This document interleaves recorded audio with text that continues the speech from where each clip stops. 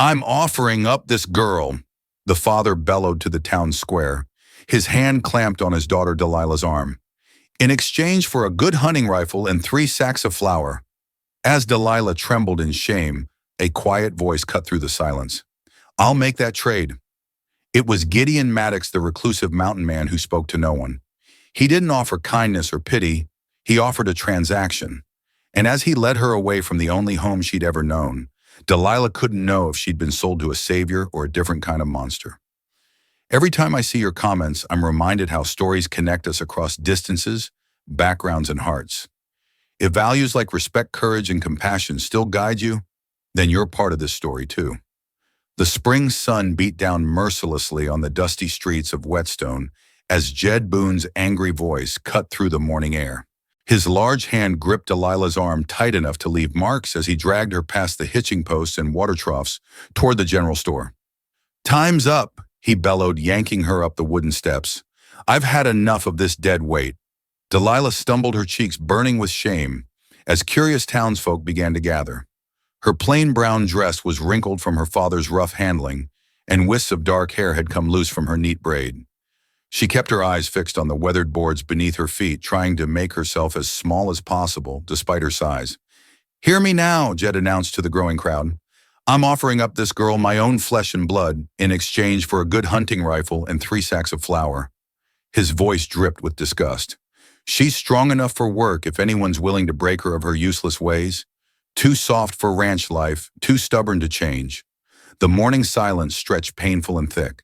Delilah could hear her own rapid breathing, feel the curious and pitying stares of the townspeople she'd known all her life. The general store owner's bell tinkled as someone stepped out onto the porch, but she didn't dare look up. She's 16 now, and I'm done trying to toughen her up. Jed continued, giving her arm another shake. Time she learned what real suffering is. Bootsteps creaked on the wooden boards. A shadow fell across Delilah's downturned face. I'll make that trade. The voice was quiet but firm like mountain granite. Delilah's head jerked up despite herself. She recognized the tall figure of Gideon Maddox, the reclusive mountain man who came to town only a few times each year for supplies. His beard was shot through with gray, his clothes sturdy but worn. Deep lines were etched around his eyes, which held neither cruelty nor kindness as they assessed her. Well now, Jed said, a note of surprise in his tone. Didn't expect you'd be interested, Maddox. You sure about this? I said I'll make the trade. Maddox's voice remained level. My rifle's in good condition. I'll add the flour too. He gestured to his wagon at the bottom of the steps. Jed's grip finally loosened. Done. Then he gave Delilah a small push toward Maddox. She's your problem now. The transaction was completed with brutal efficiency. Delilah stood frozen as Maddox retrieved the rifle and ammunition, then loaded 3 heavy sacks of flour from his wagon onto the store's porch. Her father examined the weapon with more care than he'd ever shown her, testing the action and sighting down the barrel. Fair trade, he declared finally. Then he spat in the dust near Delilah's feet. You'll learn real suffering up there in those mountains, girl. Might finally make something of you. Without another word or backward glance, he strode away, rifle cradled in his arms. Delilah watched him go, her whole body trembling, despite the warm spring air. The crowd began to disperse, though she could hear their whispers trailing behind them. Come on, then, Maddox said quietly. He didn't touch her, just gestured toward his wagon. Long ride ahead. Delilah followed him down the steps on shaky legs. The wagon was loaded with supplies, tools, feed sacks, barrels of kerosene. Maddox helped her up onto the wooden seat, then reached into a bag and pulled out a rough wool blanket and half a loaf of bread. Might get cold, he said, offering both items. Eat if you're hungry. She took them automatically, clutching them to her chest like shields. The bread smelled fresh, but her stomach was tied in too many knots to even think about eating. Maddox climbed up beside her and took up the res. With a gentle click of his tongue, the horses started forward. The wagon wheels rumbled over the rutted street as they left Whetstone behind. Delilah kept her eyes fixed on the trail ahead, not daring to look back at the only home she'd ever known. The blanket lay unused in her lap despite the cooling afternoon air. Her mind whirled with questions she was too frightened to voice. The mountains loomed before them, their snow-capped peaks stark against the spring sky. Somewhere up there lay whatever fate Maddox had in store for her. Her father's final words echoed in her head. Real suffering. She pulled the blanket tighter around her shoulders and prayed silently for strength to face whatever lay ahead. The mountain trails grew steeper as afternoon faded into evening. Delilah's fingers had gone numb despite the blanket, and her body ached from hours of sitting on the hard wagon seat. The horse's breath came out in white puffs as Gideon guided them carefully around switchbacks and over rocky ground. Just as the sun dipped behind the peaks, Gideon pulled the wagon into a small clearing sheltered by towering pines. "We'll rest here tonight," he said, setting the brake. He climbed down and began unhitching the horses with practiced movements. Delilah stayed perched on the seat watching as he laid out feed for the animals and gathered wood for a fire. The spring night was settling in cold and fast when the flames caught and began to crackle. Gideon looked up at her. "Best come down by the warmth," he said. "No sense freezing up there."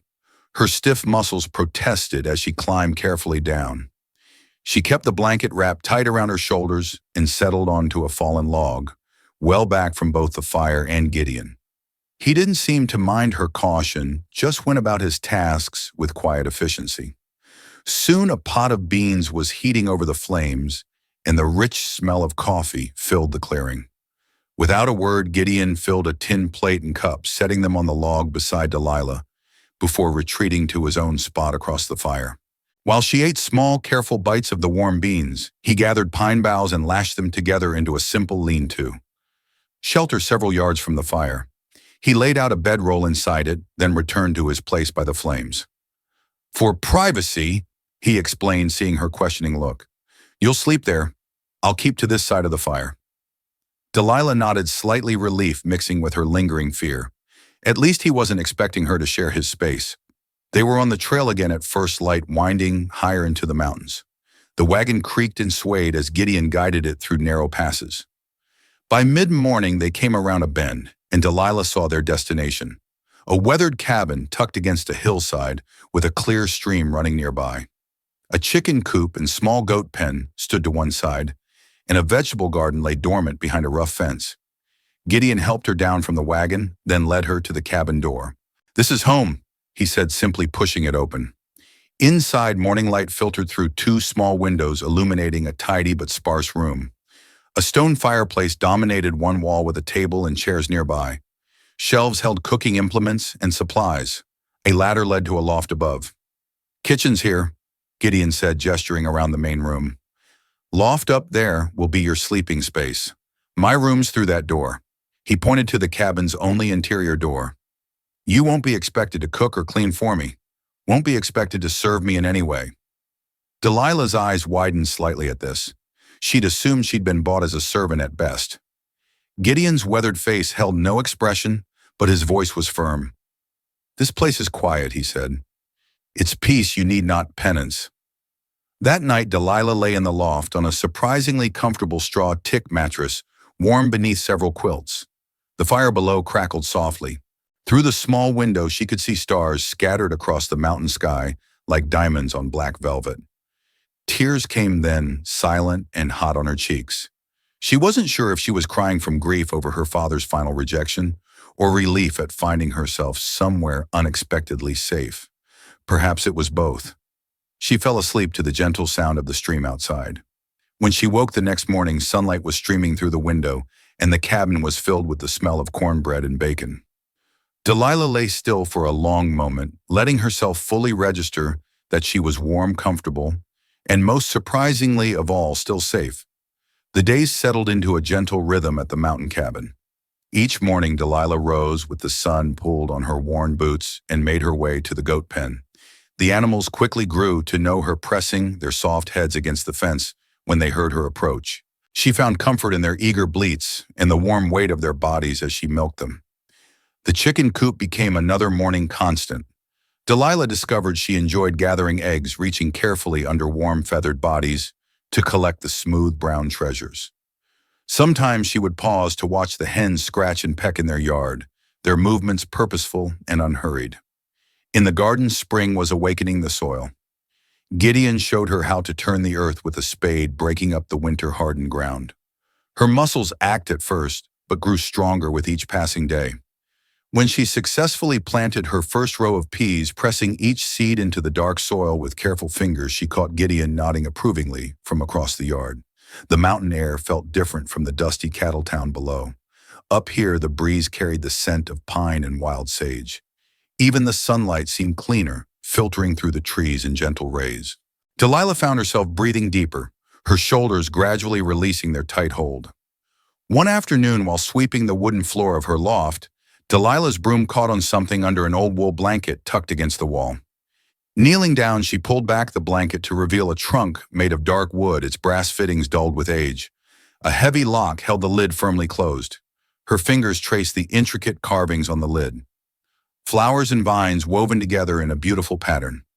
Something about the trunk made her heart beat faster with curiosity, but she carefully replaced the blanket.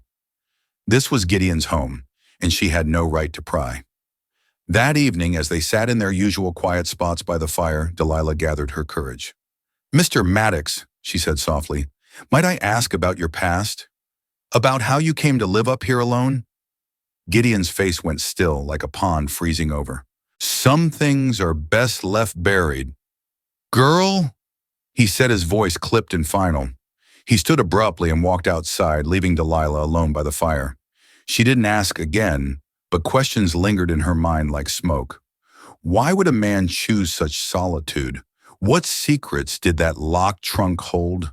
Later that week, the afternoon quiet was broken by the sound of hoof-beats. A woman rode into the yard on a sturdy brown mare, her silver-streaked hair bound back in a practical braid. She carried saddlebags that clinked with glass jars. "Miss Josie," Gideon said, emerging from his workshop. "Didn't expect you for another week. Thought I'd bring these dried mint and preserves early."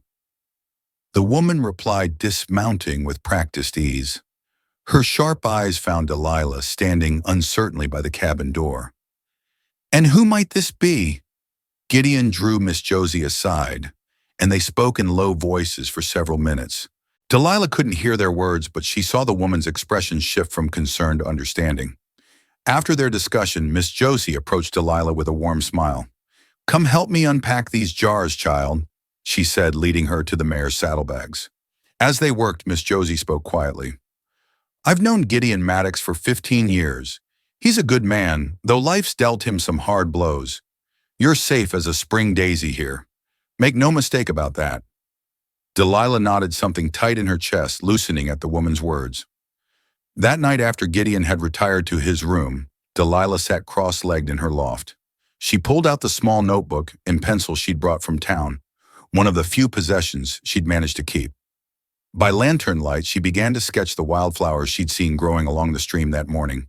Her fingers moved surely across the paper, capturing the delicate petals and sturdy stems. Drawing had always been her secret comfort, something her father had dismissed as useless foolishness.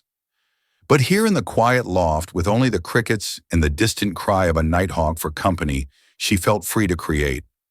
The flowers emerged on the page as real as the mysteries that surrounded her new home.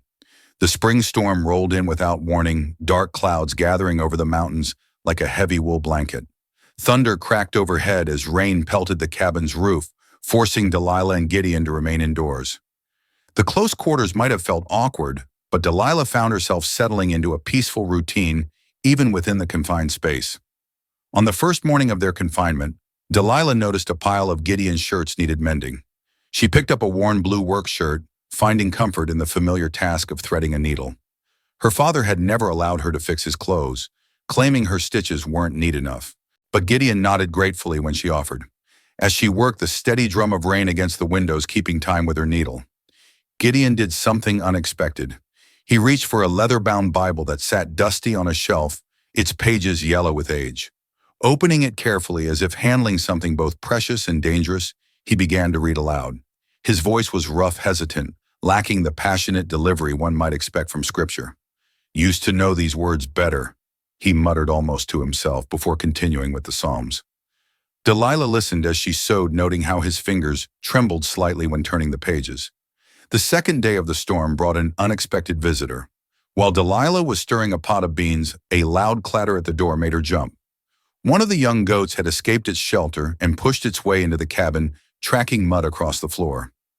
The animal stood there dripping and bleeding, looking entirely pleased with itself. For the first time since arriving at the cabin, Delilah laughed. The sound surprised her, clear and genuine, echoing off the wooden walls. Even Gideon's mouth twitched in what might have been a smile as they worked together to escort the determined creature back outside. When the storm finally cleared, leaving puddles and fresh green shoots in its wake, Gideon began teaching Delilah practical skills she'd never learned at her father's ranch.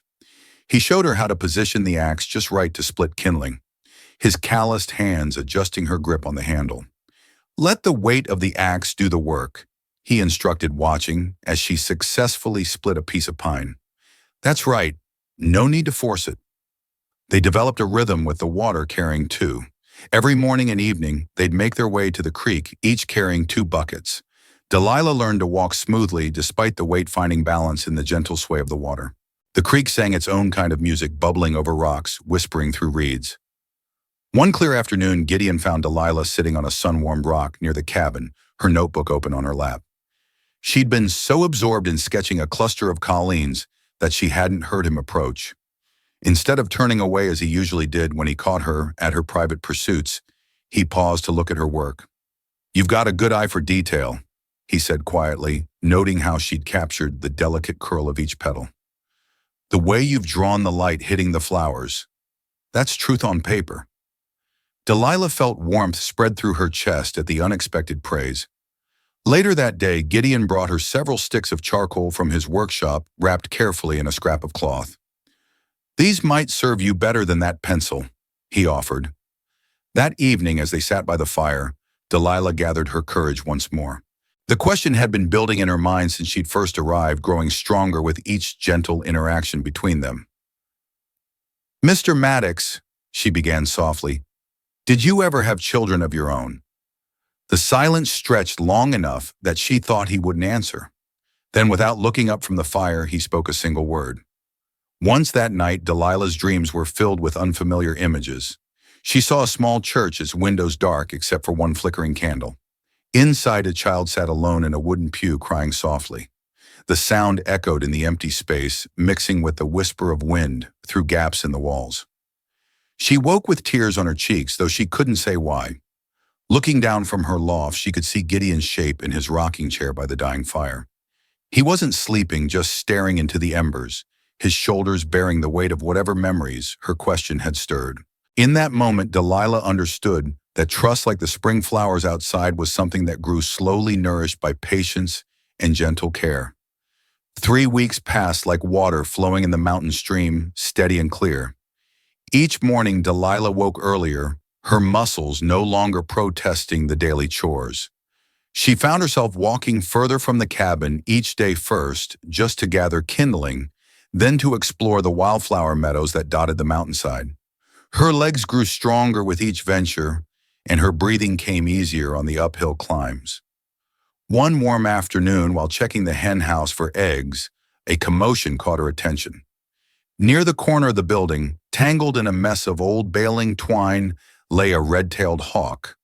Its wing twisted at an awkward angle, and its fierce eyes watched her with a mixture of fear and defiance.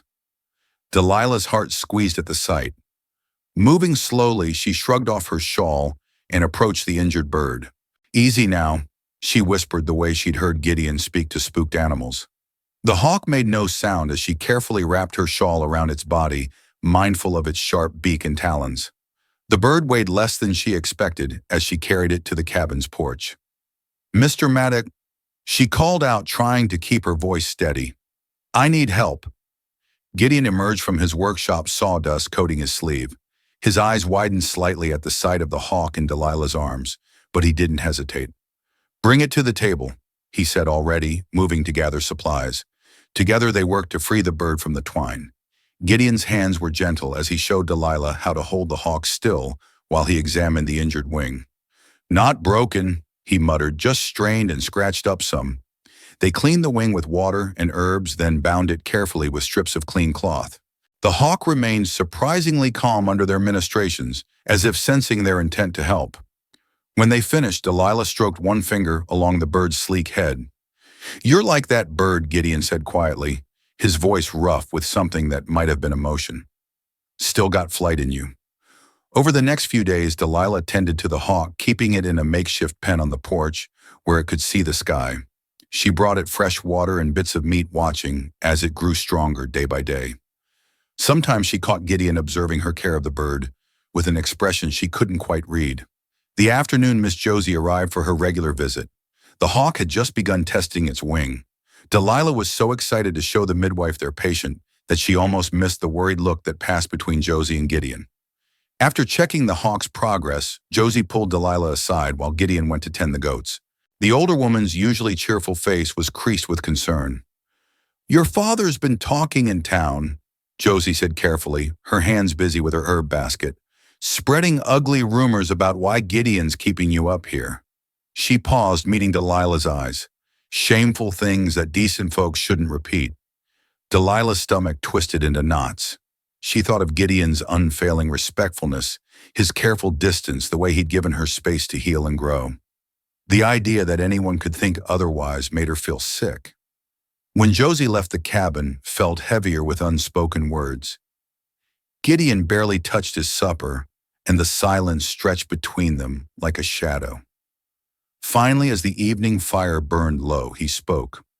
"Reckon you ought to know something," he said, staring into the flames. "Long time ago, before I came to these mountains, I was a preacher down in Kansas." He paused, running a hand over his face. "During the war, something terrible happened, something I couldn't." His voice trailed off, and he didn't continue. Delilah waited, but no more words came. The fire crackled softly, sending sparks up the chimney like tiny stars.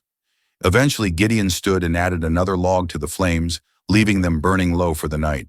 He retreated to his room without another word, leaving Delilah alone with her thoughts and the soft hooting of an owl outside. Through the window, she could see the hawk in its pen, its silhouette dark against the evening sky. Like her, it was healing, slowly gathering strength for whatever lay ahead. She wondered what secrets Gideon carried, what burden made his shoulders slump when he thought no one was watching. But she knew, just as she knew the sun would rise tomorrow, that some hurts took time to heal and some stories needed patience to unfold. 3 days after the hawk incident, Miss Joss's wagon rattled up the mountain path again. This time she carried news of a different sort. As they sat on the porch drinking mint tea, she turned to Gideon with a gentle smile. "Running Elk asked after you at the trading post," she said, watching Gideon's face carefully. "The summer gathering starts tomorrow evening. He hopes you might come." Gideon's shoulders tensed. He stared into his tin cup as if searching for answers in the steaming liquid. "Been a long time since I attended," he said quietly. "All the more reason to go," Josie pressed. She glanced at Delilah. The girl could learn something too. Running Elk's people have always been kind to outsiders who come with respect.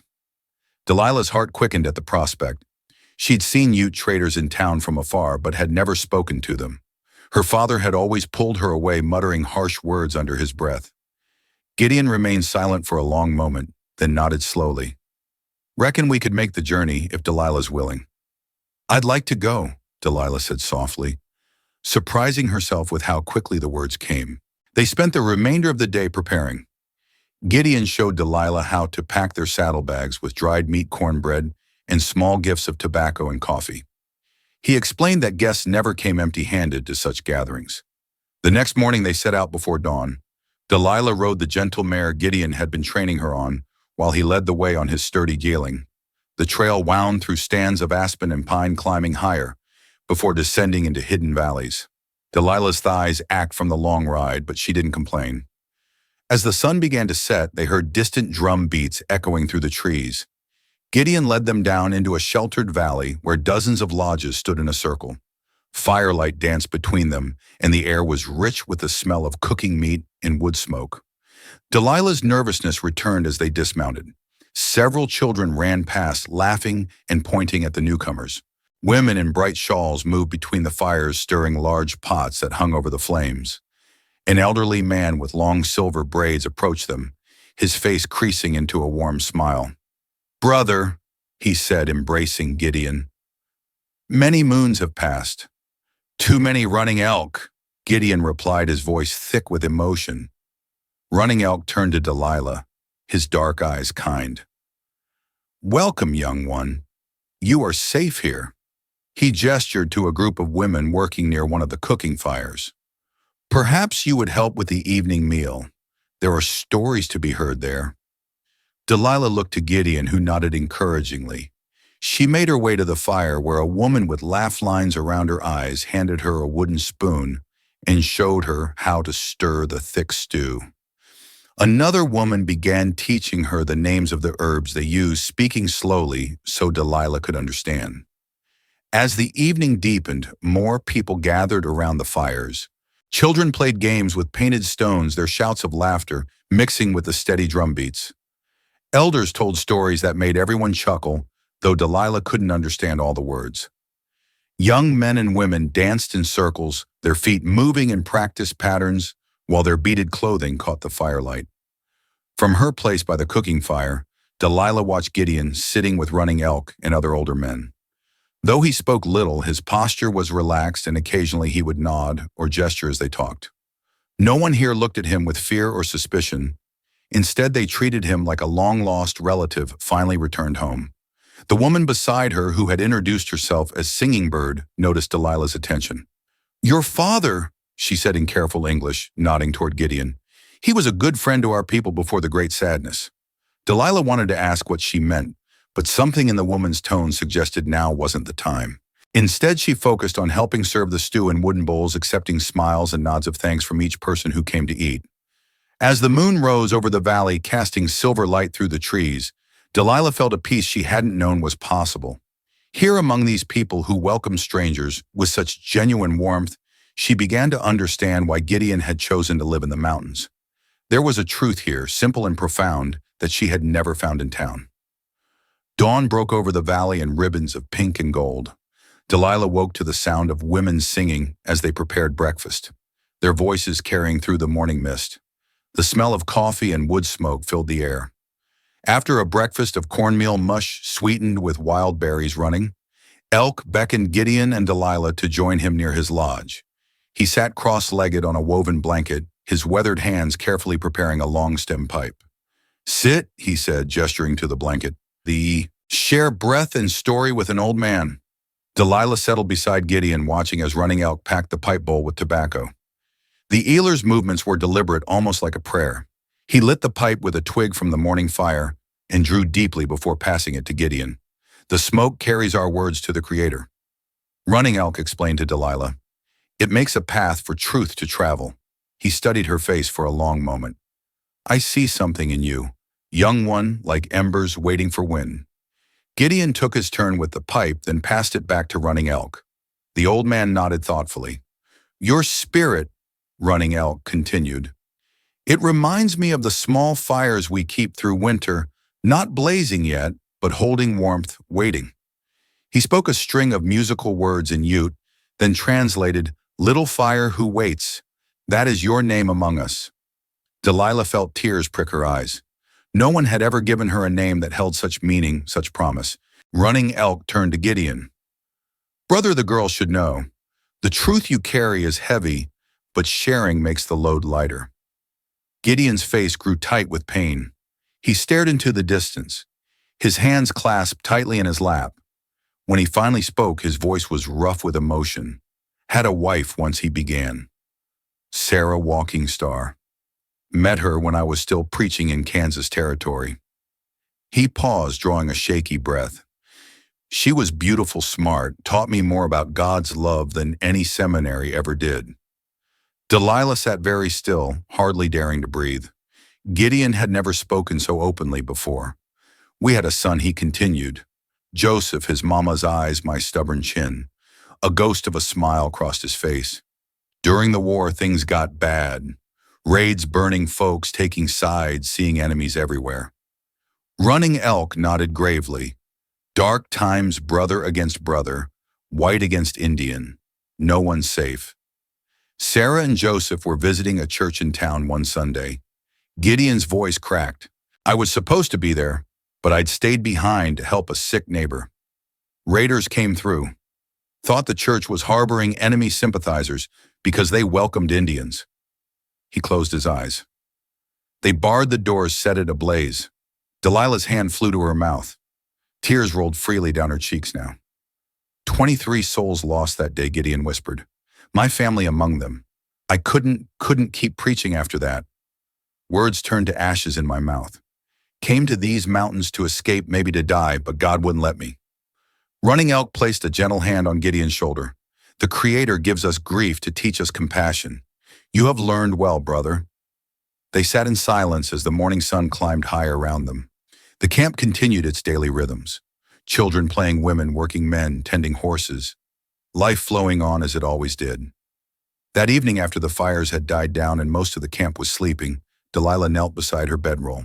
The stars seemed closer here in the valley, their light more intense. She folded her hands and for the first time since leaving home began to pray aloud. Dear Lord, she whispered, her voice trembling. Thank you for bringing me here, for showing me that love can grow in broken places. She thought of Gideon's loss, of his quiet kindness, despite such pain.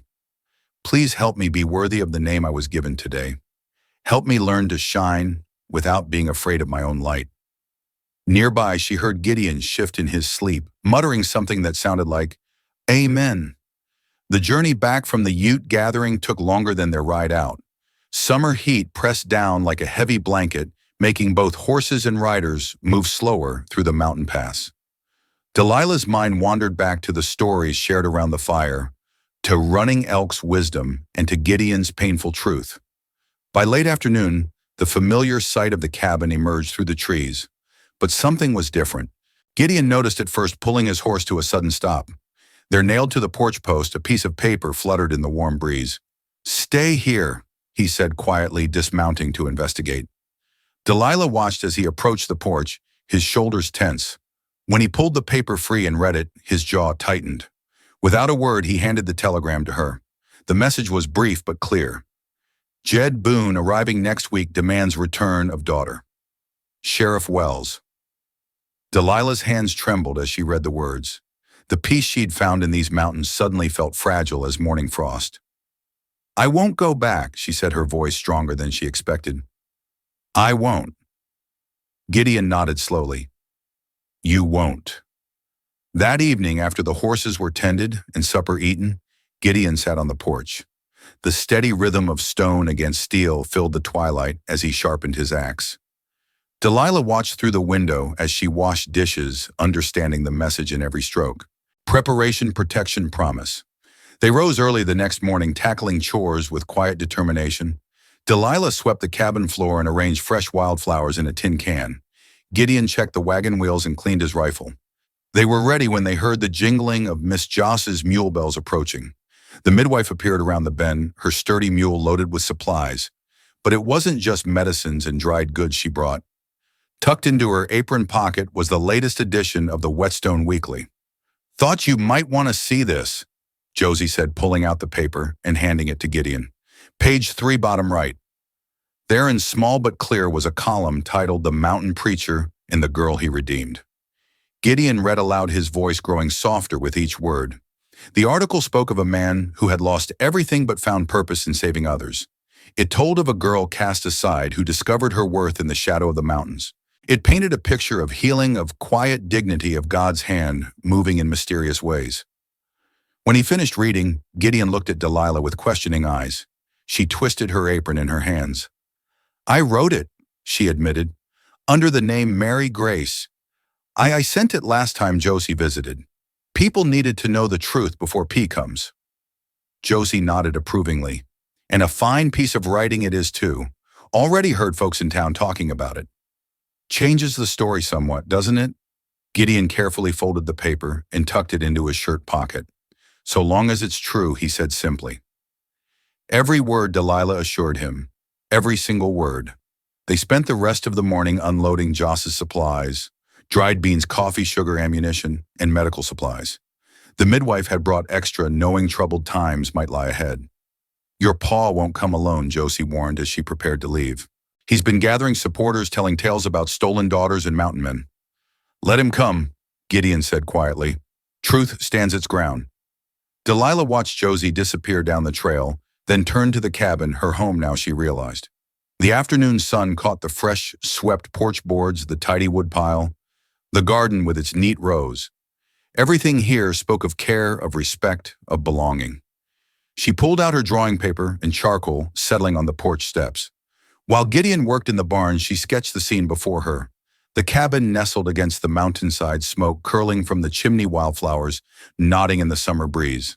At the bottom, she wrote in careful letters, "Home is where healing begins." The sound of Gideon's axe rang out from behind the cabin, steady, strong, and sure. The morning sun barely touched the mountain peaks when dust clouds rose on the trail. Delilah spotted them first from the garden where she'd been gathering late summer beans. Her hands froze mid-task, the basket dropping to her feet. "They're coming!" she called out, her voice trembling. Gideon emerged from the barn, wiping his hands on his worn leather vest. Miss Josie, who'd stayed to help prepare for this moment, stepped onto the porch with her medicine bag close. Two riders appeared, first followed by a wagon. Delilah's heart clenched as she recognized her father's straight-back posture and the glint of a sheriff's badge in the morning light. The horses thundered into the yard, spraying dirt and pebbles. Jed Boone jumped down before his horse fully stopped. Behind him, Sheriff Mills from the valley town dismounted more slowly, his badge crooked on his vest and his eyes sharp with something that wasn't justice. "There's my wayward girl," Jed spat, stalking toward Delilah. "Living in sin with a mountain hermit." Gideon stepped between them, his voice low and steady. "The girl's safe here. No sin, no harm." Sheriff Mills pulled a folded paper from his vest. "Got here saying different. Says you took her against the law. Says you've been keeping her improper. Like that's a lie." Delilah moved forward, her face flushed with anger. "He saved me when you sold me Pa like I was nothing but cattle." The crack of Jed's hand across her face echoed against the cabin walls. Delilah stumbled backward, holding her cheek. Miss Josie rushed to her side while Gideon's hands clenched into fists. "Don't you dare touch her again," Gideon growled, every muscle in his body straining to hold back. The sheriff unfolded his papers with a smirk. "These documents say the girl's underage. Says her pa never properly agreed to any transfer of custody. That makes you a kidnapper, Maddox." "Those papers are false as a snake's promises." Josie declared, her arm protective around Delilah's shoulders. "Half the town witnessed Jed Boone's public sale of his own flesh and blood. I'll testify to it in any court. A midwife's word against legal papers." The sheriff laughed. "Don't think that'll stand up, ma'am." Movement in the trees drew their attention. Running Elk emerged from the forest path, his presence commanding silence. He walked steadily into the yard, stopping beside Gideon. "These mountains, Running Elk," said, his English clear and deliberate, "fall under treaty lands. Your valley laws have no power here." Sheriff Mills's face wrined. "Now see here, Indian." "I see very well," Running Elk interrupted. "I see a father who throws away his child. I see a lawman who twists truth for coin. And I see a good man who offers shelter to the wounded." Jed stepped forward, his hand hovering near his gun. "This ain't your business. All injustice is my business." Running Elk replied, "These slopes have witnessed too many broken promises." The sheriff's patience snapped. He drew his pistol, pointing it first at Running Elk, then at Gideon. "That's enough talk, Maddox. You're under arrest for kidnapping and moral indecency. The girl goes home with her P." "No." Delilah tried to run to Gideon, but Jed grabbed her arm roughly. The sheriff approached with handcuffs while Gideon stood silent, his eyes fixed on Delilah. He offered no resistance as the cold metal closed around his wrists. "Get in the wagon, girl," Jed ordered, shoving Delilah toward his waiting rig. "This isn't right," Josie protested. But the sheriff's deputy had arrived, training his rifle on anyone who might interfere. Delilah's tears fell freely as she was forced into the wagon's hard seat. She watched helplessly as the sheriff led Gideon to his own horse, binding the reins to his saddle horn. "The truth will come out," Gideon called to her, his voice strong despite his bonds. "Stay strong, child." Running Elk raised his hand in farewell. "We will not forget," he promised, while Josie nodded firmly beside him. The wagon lurched forward, beginning the long descent toward Whetstone. Delilah twisted around, watching through her tears as the cabin grew smaller. The place where she'd finally found peace now fading into the mountain mist. Ahead lay the town jail where Gideon would be locked away, and her father's ranch where old wounds waited to reopen.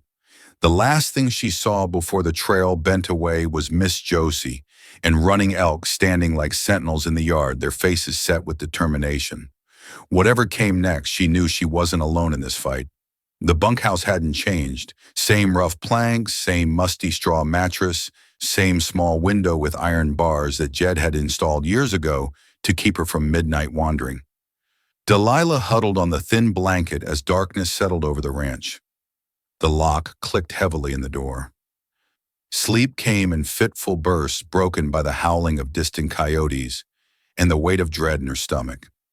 When dawn finally painted the eastern sky, Delilah heard boots on the porch and keys rattling. "Make yourself presentable," Jed ordered, throwing a freshly pressed dress through the doorway. "Church starts in an hour." The dress was stiff and too tight, clearly bought for a smaller girl. Delilah struggled with the buttons, her fingers trembling. Through the window, she watched ranch hands pause their morning chores to stare their whispers carried across the yard. The wagon ride to town was silent. Jed sat straight, backed, his Sunday suit immaculate, while Delilah perched uncomfortably beside him. As they approached the white-painted church, she saw widow Margaret Prescott standing near the steps in her finest silk dress. The wealthy woman's eyes narrowed at their approach. "Why, Jed Boone," Margaret called out, her voice. "Hun, you, how blessed we are that you've brought your dear child back to the fold." Jed helped Margaret up into the wagon with excessive gentility. "The Lord works in mysterious ways, Margaret. Sometimes our trials lead us home." Delilah's cheeks burned as they entered the church together, Jed positioning them prominently in the third pew. Whispers rustled like autumn leaves through the congregation. She caught fragments. "Mountain Man's Scandal" by poor Jed Boone. The preacher's sermon seemed aimed directly at her, full of references to prodigal children and the dangers of straying. Delilah kept her eyes fixed on her lap, where her hands twisted the rough fabric of her dress. Tears threatened, but she refused to let them fall. Just as the service reached its final hymn, the church door creaked open. Miss Josie stepped in, her spine straight as a lodgepole pine. Behind her came running Elk, causing a ripple of shocked murmurs. But it was the group that followed that made Delilah's heart leap. Tom Wheeler from the general store, Sarah Mills, who ran the boarding house, and 3 other townsfolk who'd witnessed her sale that spring morning. They filed into the back pew, their presence like a sudden wind changing the air in the church.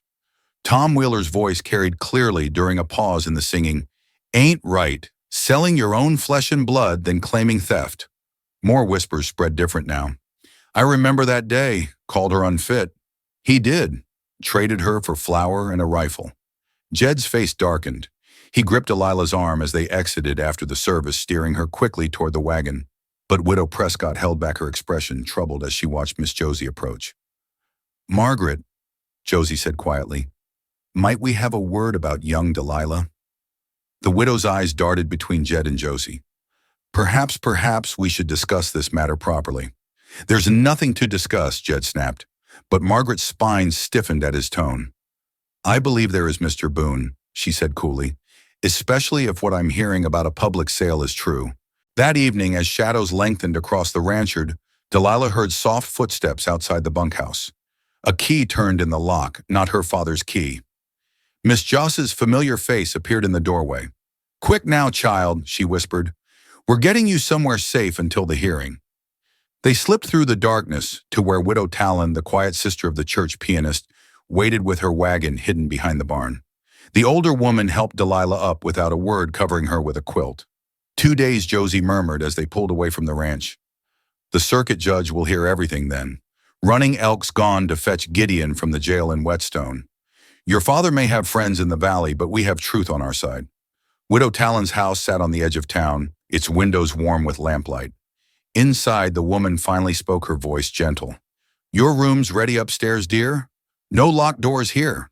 Delilah climbed the stairs to find a real bed with a clean quilt, a washing basin with fresh water, and a small desk by the window. On the desk lay her drawing papers and charcoal sticks from the cabin. Somehow rescued and brought here, she touched the familiar materials with trembling fingers, remembering the peace of the mountain morning when Gideon had first encouraged her art. 2 days until the hearing. 2 days to find the courage to stand up and speak her truth, not just sketch it in silent shadows. The town hall's wooden benches creaked under the weight of what seemed like half of Whetstone. Dust motes danced in the shafts of morning light that streamed through the high windows. Delilah sat straight back between Miss Josie and Widow Talon, her hands folded tightly in her lap to keep them from shaking. Judge Harrison, a stern-faced man with silver at his temples, called the hearing to order with 3 sharp raps of his gavel. The sound echoed through the packed room like gunshots. This court will hear testimony regarding the custody dispute between Jed Boone and Gideon Maddox concerning one Delilah Boone. The judge announced, his voice carrying to the rafters. Sheriff Cole, present your evidence. The Valley Sheriff swaggered forward, producing a leather folder. Your Honor, I have here documents proving Mr. Boone never legally surrendered custody of his minor daughter. He spread several papers across the judge's desk with flourish. These show his continued guardianship and right to reclaim her.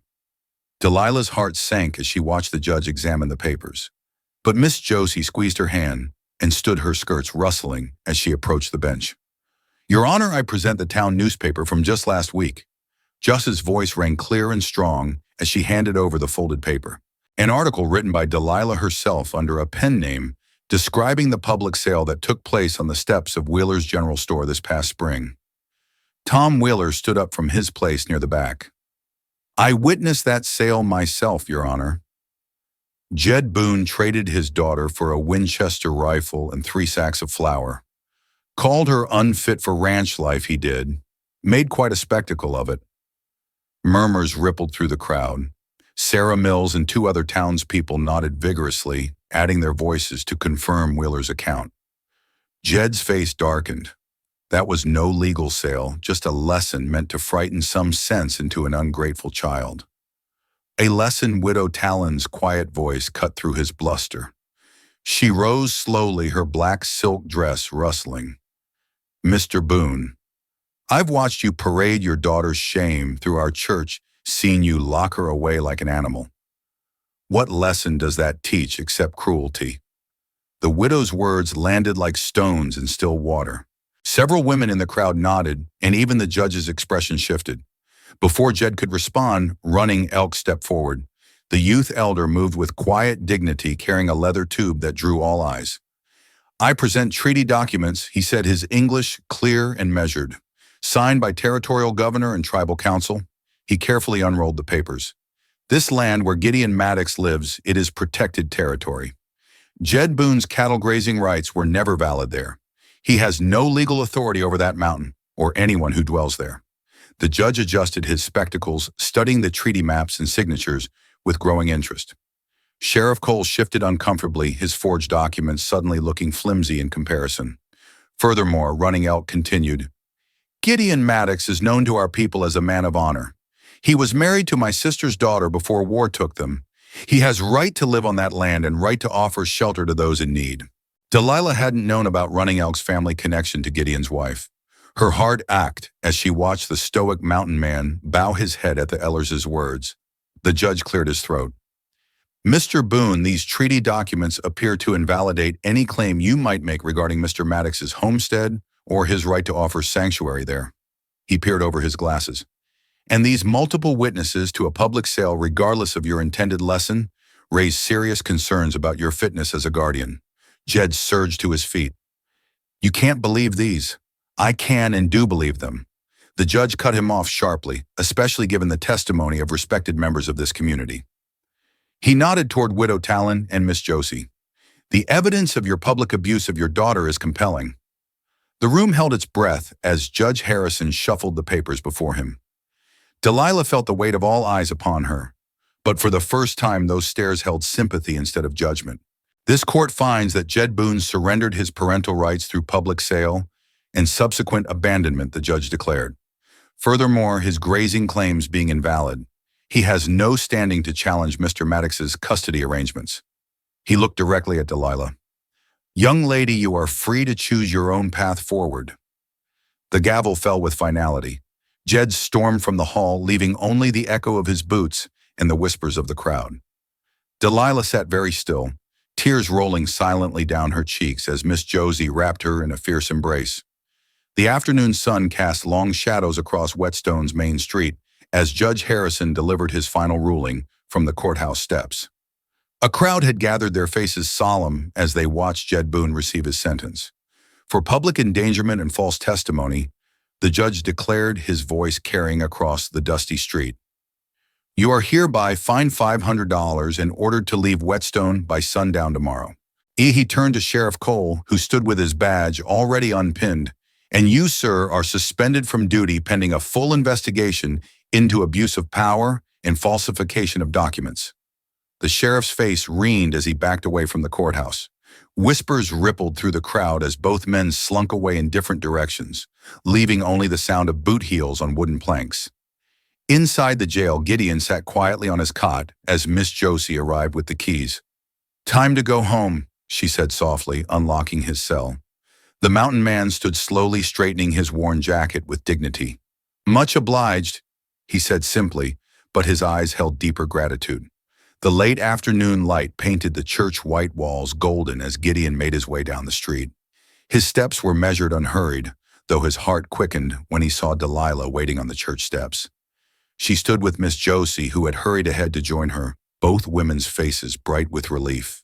Gideon stopped at the bottom step and held out his weathered hand, offering Delilah the choice to take it or not. But she didn't hesitate. Instead of accepting his hand, she flew down the steps and wrapped her arms around his middle, pressing her face against his chest. You're the only father I want, she whispered, her voice muffled against his jacket.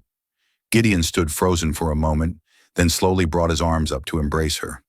His throat worked silently as he rested his chin on her head. Miss Josie dabbed at her eyes with a handkerchief, smiling through happy tears. The ride back to the mountain cabin was quiet but peaceful. The summer evening wrapped around them like a warm blanket as their horses picked their way up the familiar trail. When they reached the clearing, the cabin stood waiting, just as they'd left it. While Gideon tended to the horses, Delilah went to check on the injured hawk they'd been nursing. Her steps slowed as she approached the makeshift nest they'd built on the porch. The bird lay still, its proud head tucked against its wing as if in sleep, but she knew immediately it had passed. Gideon, she called softly. He came to stand beside her, looking down at the hawk's still form. Together they carried it to a quiet spot near the garden, where wildflowers nodded in the evening breeze. Gideon dug a small grave while Delilah gathered blooms to lay over it. The sun was setting as they stood beside the fresh, turned earth. You set it free, Gideon said quietly, his voice rough with emotion. Delilah looked up at him, understanding in her eyes. It set me free too, she replied. She reached for his hand, and this time he took it without hesitation. They stood there as the first stars appeared. A father and daughter bound not by blood, but by choice, their shadows merging in the gathering dusk. The mountain air carried the scent of pine and late summer flowers, and somewhere in the distance a whippoorwill began its evening song. Miss Josie had told Delilah once that healing comes in its own time, like spring after winter. Standing there beside Gideon, she felt the truth of those words deep in her bones. The hawk had never fully healed its wing, but in its final days it had known gentleness and care. Sometimes she realized that was the greatest freedom of all. The cabin windows glowed warm and welcoming as darkness settled over the mountain. Inside, the familiar sense of wood smoke and dried herbs wrapped around them like an embrace. Gideon built up the fire while Delilah set about making tea, their movements in harmony after months of shared life. They sat together in comfortable silence, watching the flames dance. The locked trunk still sat in the loft above, but its mysteries no longer felt like barriers between them. Whatever sorrows it held belonged to the past. Here now, they had built something new, a family forged in understanding, strengthened by mercy and blessed by grace. Late August brought cooler mornings to the mountain. Delilah sat on the cabin's front porch, arranging wooden benches in a half circle while the sun climbed over the eastern ridge. She smoothed her clean apron and checked her slate board one more time, heart fluttering with nervous excitement. They'll be here soon? Gideon said quietly, pausing in his work on the new chicken coop. He'd been expanding it all week, the sound of his hammer marking time like a heartbeat across the yard. The first to arrive was Tommy Fletcher, age 8, pulling his little sister Sarah by the hand up the winding path. Their mother followed, carrying a basket of fresh-baked bread. More families trickled in. The Hendersons, with their 3 children, the Williams twins, and 2 Ute families, Delilah recognized from the summer gathering. Welcome, Delilah called out, her voice stronger than she expected. Please find a seat. Miss Josie appeared just then, her mule laden with books and supplies. She began unpacking primers, chalk, and paper. While the children settled onto the benches, Their eyes were bright with curiosity fixed on Delilah as she wrote her name carefully on the slate. "I reckon we'll start with letters," Delilah said, smiling at the youngest ones. "Both English and Ute, if you please." Running Elk arrived as she was teaching the alphabet, carrying a leather-bound book decorated with careful beadwork. He waited until the children finished their first lesson before approaching. "This belonged to my grandmother," he said, presenting the book to Delilah. "Stories of our people written in both tongues.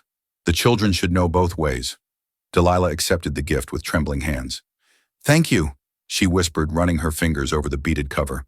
"I'll treat it with great care." Chididito. The morning passed in a blur of lessons. Delilah discovered that teaching came naturally to her. She had patience for the slower learners and gentle encouragement for the shy ones. When little Sarah struggled with her letters, Delilah showed her how to draw them in the dirt first, making it feel like play instead of work. From his spot by the chicken coop, Gideon watched. His hands stayed busy with hammer and nails, but his eyes often drifted to the porch where Delilah's voice rose and fell like music. He'd cleared a wider space in the yard, making room for the new herb garden he was planning. The scent of fresh, turned earth mingled with the sweet mountain air. Near noon, while the children ate their lunch under the old pine tree, Miss Josie handed Delilah an envelope. "From Denver," she said with a knowing smile. "The newspaper editor was mighty impressed with your first piece." Delilah's hands shook as she opened the letter. Her eyes grew wide as she read, "Dear Miss Boone, your article Mountain Mercy touched many hearts. We would welcome more stories from your unique perspective. Please consider becoming a regular contributor." She pressed the letter to her chest, looking out over the schoolyard her porch had become. Sarah was sharing her biscuit with Standing Cloud, a Ute girl her age. Tommy Fletcher was teaching John Running Elk's son how to whistle through a grass blade.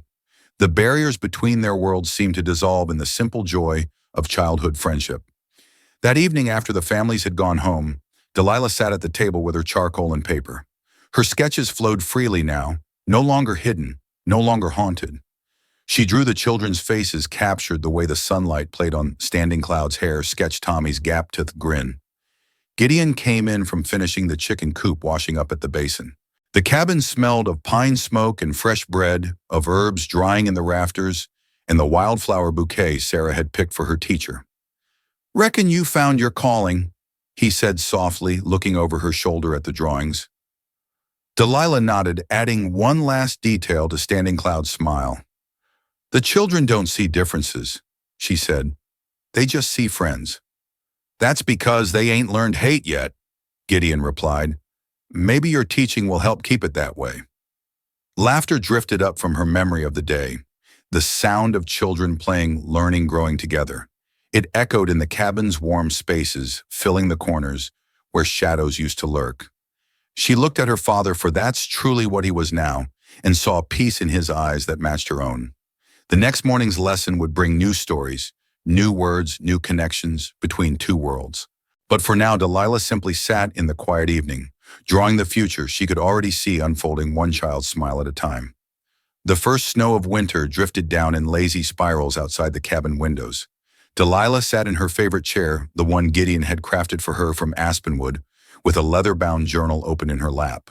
The lamplight cast a warm glow across the pages as she read aloud, her voice steady and clear in the peaceful evening air. "The mountain teaches patience," and she read from her latest story. "It shows us how to wait through storms, how to bend without breaking, how to grow strong in rocky soil. Like the aspens that share their roots underground, we learn that no soul stands truly alone." Gideon sat in his own chair near the crackling fire, his weathered hands folded in his lap. The flames painted shadows across his face, but his eyes were soft as he listened. He'd removed his boots earlier, and his sock-clad feet stretched toward the hearth's warmth. A half-finished wooden toy horse rested on the table beside him, a Christmas gift in progress for little Sarah Fletcher. Delilah turned another page, continuing to share the words she'd crafted over the past months. Her writing had grown stronger, just as she had. The Denver newspaper now published her stories regularly, tales of mountain life and healing that reach far beyond their quiet valley. "We measure time differently here," she read. "Not by town clocks or church bells, but by the rhythm of seasons, the arc of the sun, the evening song of thrushes. Time enough for wounds to mend, for trust, to grow, for love to find its own path home. The snow fell thicker now, dusting the window ledges with white. In the corner, dried herbs hung in neat bundles, some for healing, some for cooking, all gathered and preserved by 4 careful hands working together. The cabin smelled of pine warm bread and the coffee Gideon had brewed after supper. When Delilah finished the last page, she looked up to find Gideon watching her with quiet pride. "It's good," he said simply, nodding toward the journal. "It's honest." Those words coming from him meant everything. Honesty had built this home between them, brick by brick, truth by truth, until shelter became sanctuary. Delilah closed the journal and turned to watch the snow through the window. The white flakes danced in the darkness, each one catching the lamplight for a brief shining moment. "We made it," she whispered, more to herself than to Gideon, but he heard as he always did. Outside through the glass, she could see the empty wooden perch where they attended the wounded hawk through summer. It swayed gently in the winter wind, a reminder of another soul that had found healing here.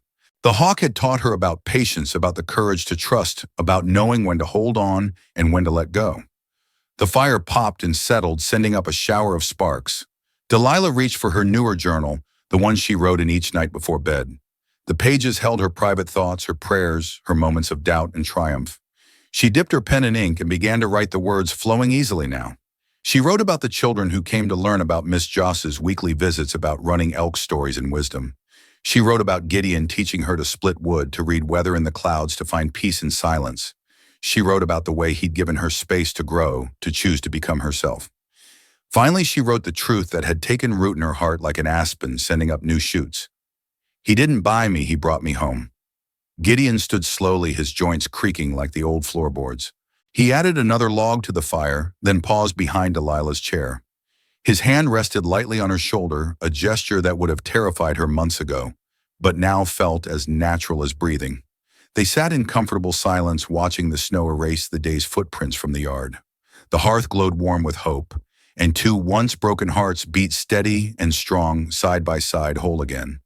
Not despite their scars, but because of them. Each crack had been filled with gold, trust, truth, and the kind of love that chooses day by day to stay. Outside, winter settled its quiet blanket over the mountain. Inside, father and daughter shared the peace they had built together. Word by word, day by day, until home meant more than walls and roof. It meant belonging at last to each other. Thank you for listening. Stories connect us in the most unexpected ways. If you felt that spark today, make sure you're subscribed. I share a new one daily, and the next might change your day.